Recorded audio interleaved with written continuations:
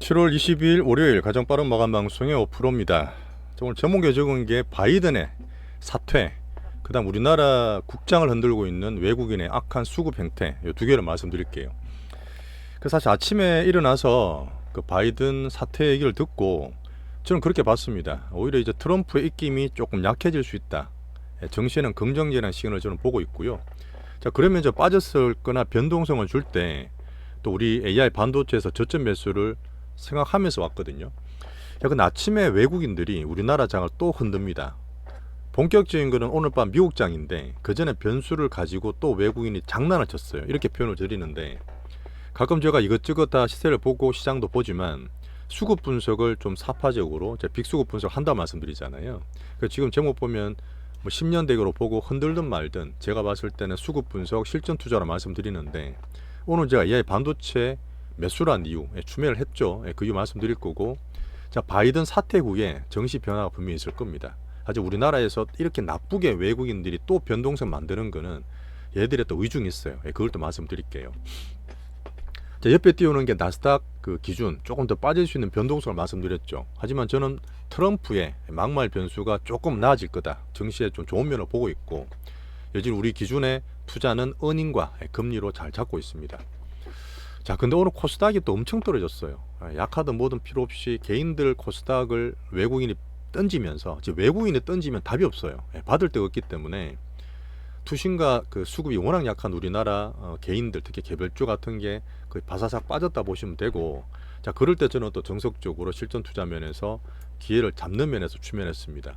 자, 약한 게 아니라 악한 나쁜 외국인이에요. 항상 그래왔지만 또 개인들 급락에 해서 또 흔드는 모습 보였고, 그러면 좀 면밀한 말씀 드릴 거예요. 자, 아침에 우리는 AI 반도체에서 우리 종목 추매를 했습니다. 계획대로 했어요. 자, 코스닥이 폭탄을 던지고 개미를 틀고 있지만 어쨌든 계속 우리가 좋게 빅수급상 바이오 섹터를 좋게 보고 있잖아요. 이름 여전히 괜찮습니다. 자, 실전 투자 제리 채널이고요. 구독과 좋아요 꼭 좀 부탁드릴게요. 오늘 얘기 좀 잘 드리겠습니다. 아침에 트위터를 통해서 X죠. 트위터를 통해서 바이든이 사퇴를 하겠다. 우리나라의 민주주의에 사퇴하겠다는 얘기를 하면서 부통령 해리스를 지지했습니다. 자, 사실 해리스랑 트럼프가 붙어도 당연히 트럼프 당선 확률이 훨씬 높아요. 한 60% 후반까지도 나오고 해리스까지 30% 내에서 왔다 갔다 하고 있는데, 제가 보는 그렇죠. 트럼프가 지난주에 표기에서 확 올라오고 막말로 시장을 마구 때렸습니다. 어떻게 보면 바이든이나 민주당을 때린 거예요.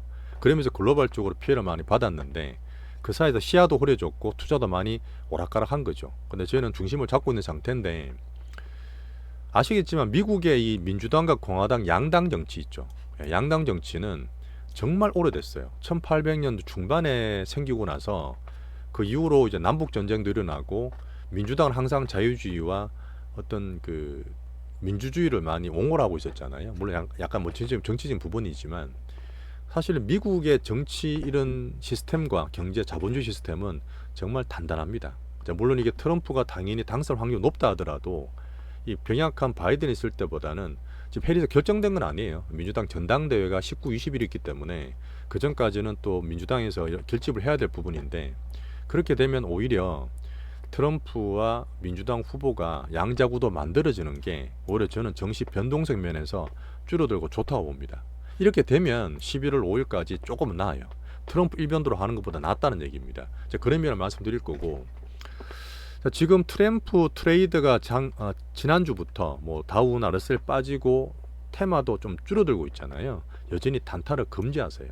그리고 제가 볼 때는 항상 미국이 4년마다 돌아오는 대선 그 한 해는 진짜 별별 일이 다 있습니다. 별별 일이 다 있고 2020년 때만 하더라도 코로나 때문에 얼마나 힘들었습니까, 그죠?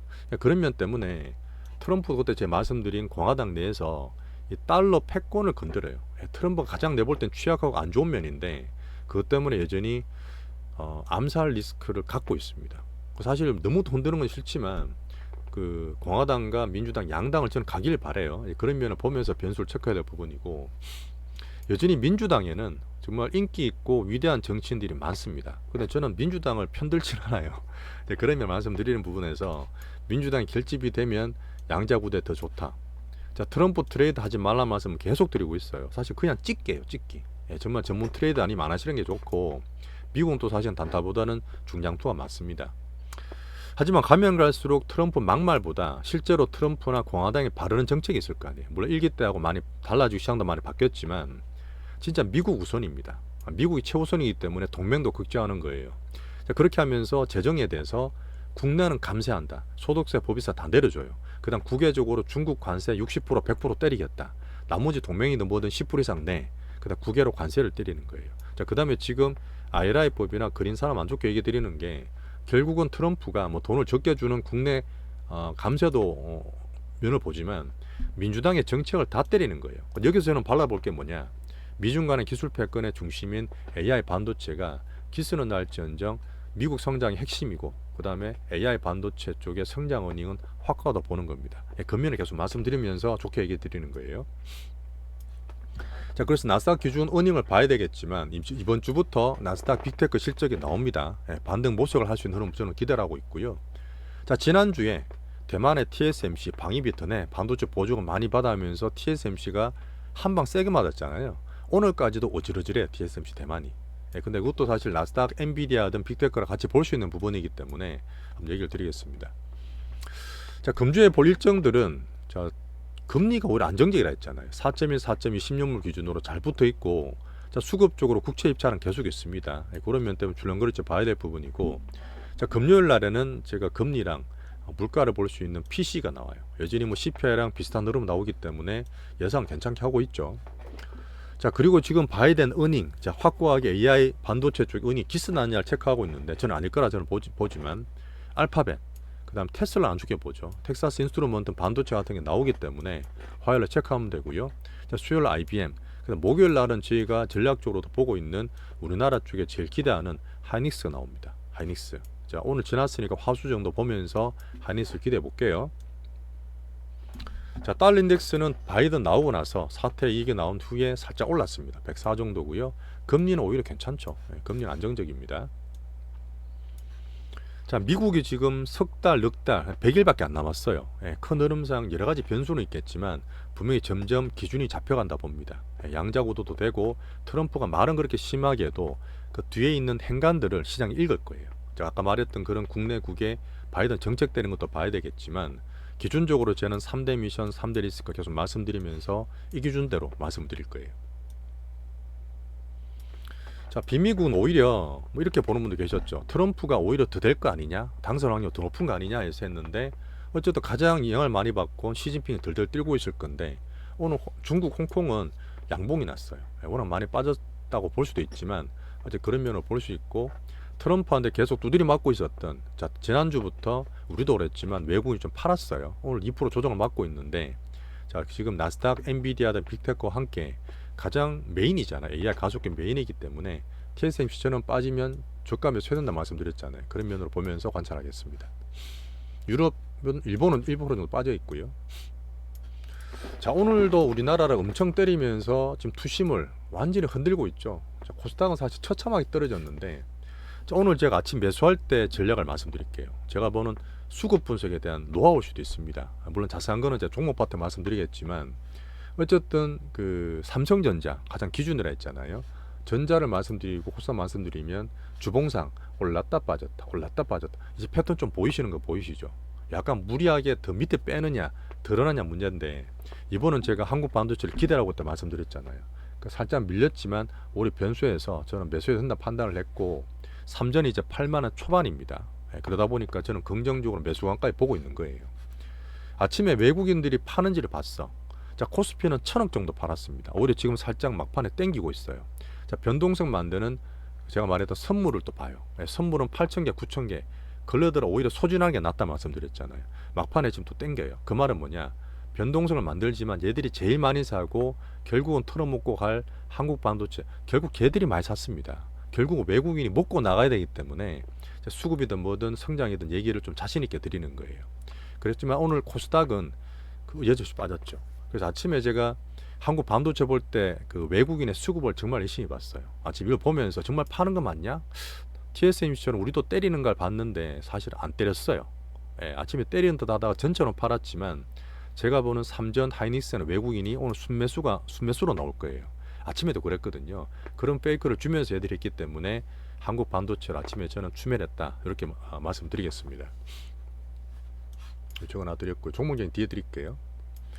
하지만 지금 금투세다. 그다음 개인들이 빠져나오고 남은 투심이나 수급 다 안 좋고 지금 또 서학개미 다 빠져나간 코스닥은 지수별로 약하다 해도 손대지 말라 말씀드렸잖아. 약한 거는 강강약약입니다.